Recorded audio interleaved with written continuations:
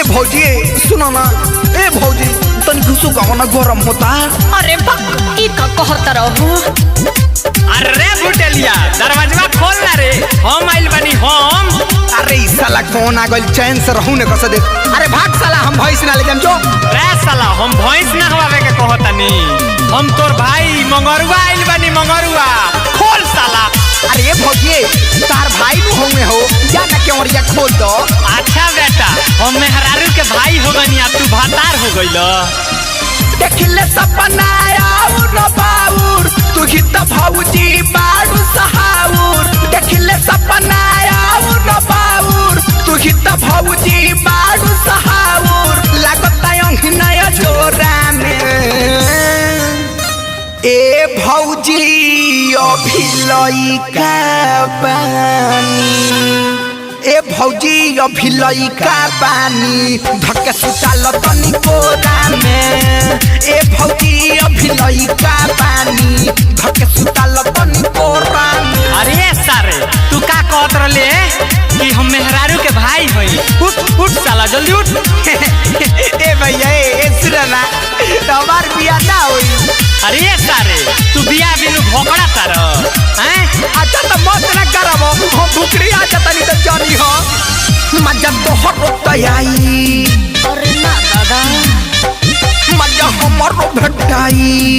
अरे ए भौजी सुनो ना, मजा तोहर रोतई, मजा हमरो भेटाई। लगलो न सुताई भौजी, नहीं मना करी माई, नहीं बड़े घरे भाई, अभी बाटे नु छोट भौजी।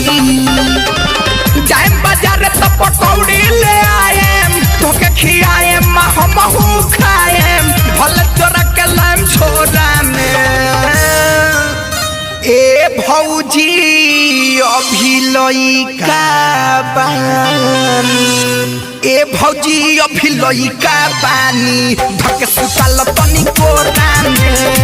ए भौजी अभी लइका बानी, धक्के सुताल तनी कोरा में। अरे भौजी तार बहन ना रोली चंदा, उनके से हमर बियाह करा दो ना।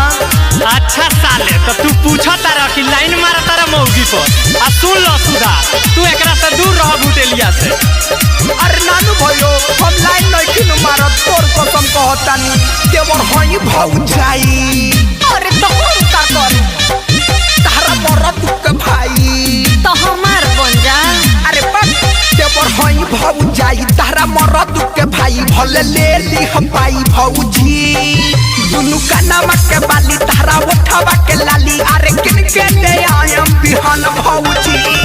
कहता रे विजय शिव प्रेमी, सारा सामान पुराए मोहमी, कमी भेटाई न मोरा में।